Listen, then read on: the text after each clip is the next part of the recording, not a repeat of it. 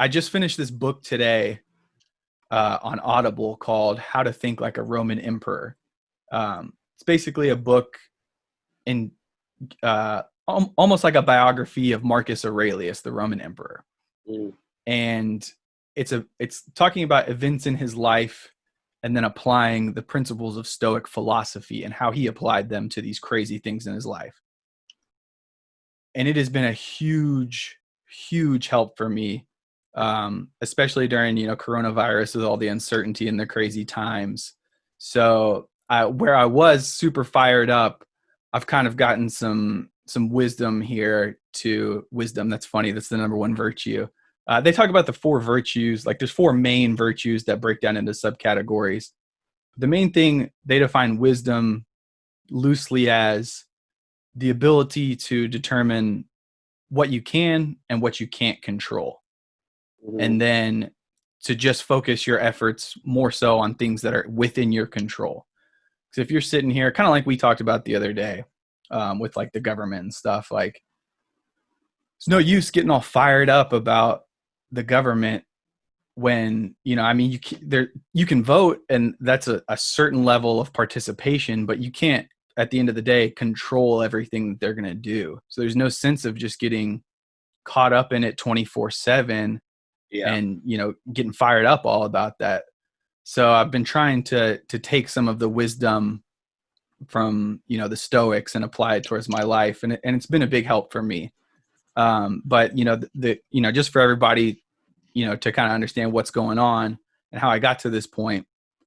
I had been working at Enterprise Rent a Car for 3 years, and things were going really well. Started at the bottom, in the management training program,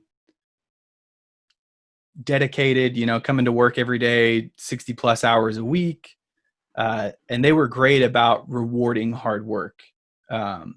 So thankfully I got promoted pretty quickly. I ended up getting 4 promotions in under 3 years. And right at 2.5 years, I got 4 promotions. Mm. My last one, I got promoted from a branch manager spot up to our corporate office here in Louisville. And I was living in Lexington at the time. It was a promotion into a new division that's brand new to this part of the country.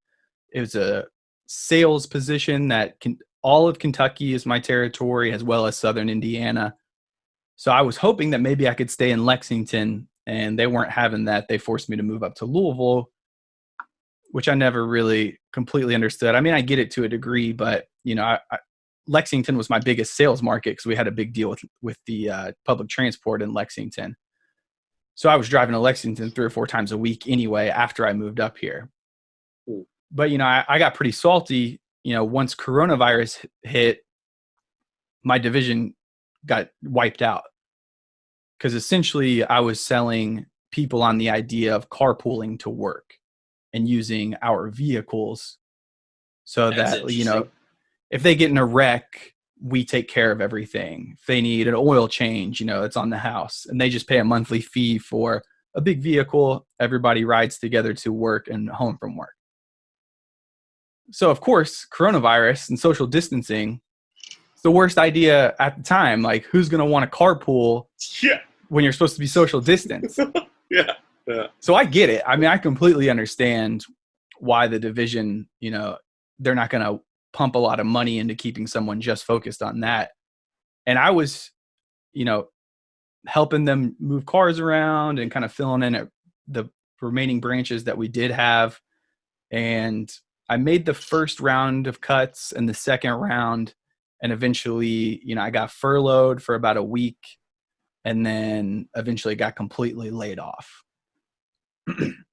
So as you can imagine, I was pretty fired up about that. They Oh made me yeah. move up here to Louisville less than a year ago. And now here I am without the job that brought me here in a much more expensive city. Someplace that, my family is pretty, nobody that I know lives up here within my family or anything like that. So it was pretty rough. And to exacerbate the situation, the unemployment scenario is just an absolute joke. Yeah. So what do That's I I. mean? I still can't get. I still can't get over it. It just. it makes no sense to me, and especially how close Ohio is to Kentucky. How can Ohio be doing that much of a better job than Kentucky? I don't get it. I don't get it. I don't get it. And Ohio is much bigger. Like it has so many more people, so many more major cities. Like Mm-hmm. I just don't get it. You would think it would be the opposite in the state that has less cities, less people would be more on top of what's going on because a higher population would be much harder to manage. But it's not the case at all. Jeez, man. Yeah. So yeah, just for everybody to know, I know we've talked about it. When I was laid off by Enterprise, they said, "Hey, we're going to support your case for unemployment." Obviously, the government is pumping all this money into the program, so you should be good. We got your back, basically. So I wanted to see, if anybody else out there, let us know if you've had issues or if you've had success with the program or kind of what your thoughts are.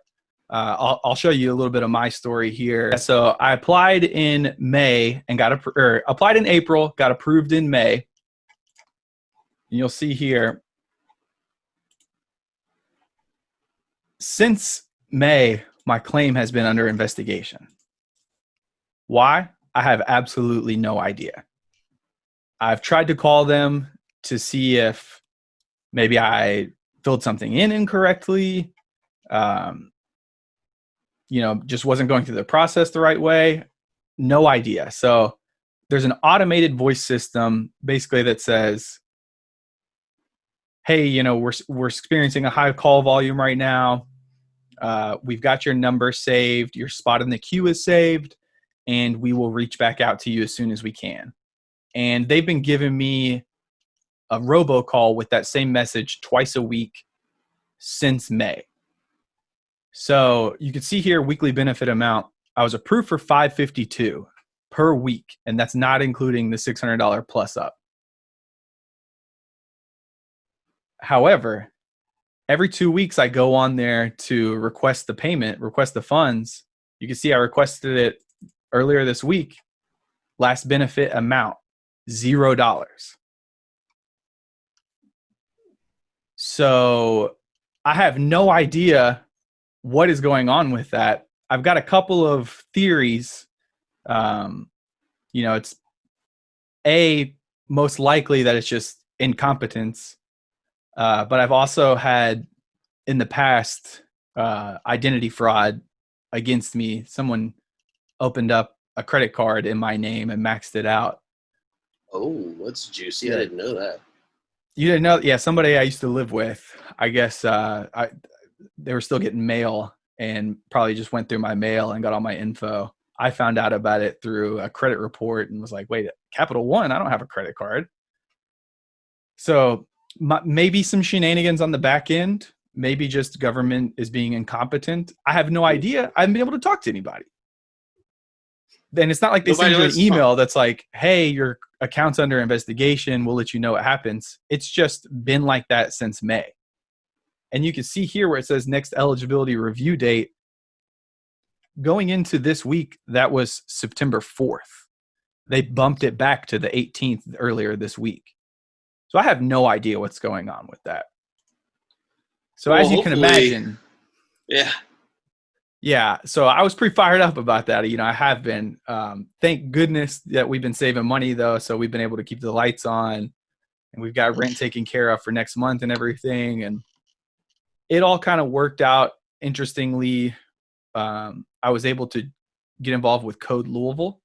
So I initially wanted to study computer science, but I ended up going to business school, recruited for football. So it was a really good business program, and I kind of couldn't pass up on that. But programming has always been something in the back of my mind I want to get into.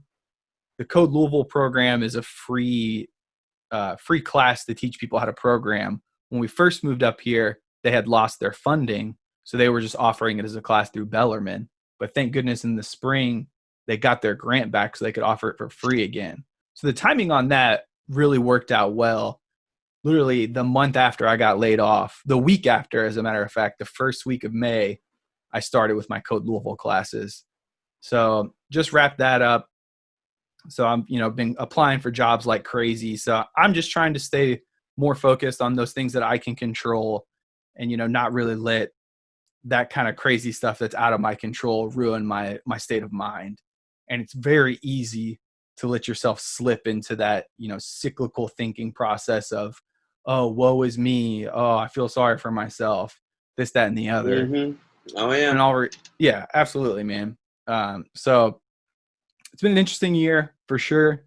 I'd love to hear what you guys think, successes you've had through this year.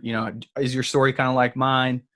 What have you been doing to kind of cope with the stress over all of this year?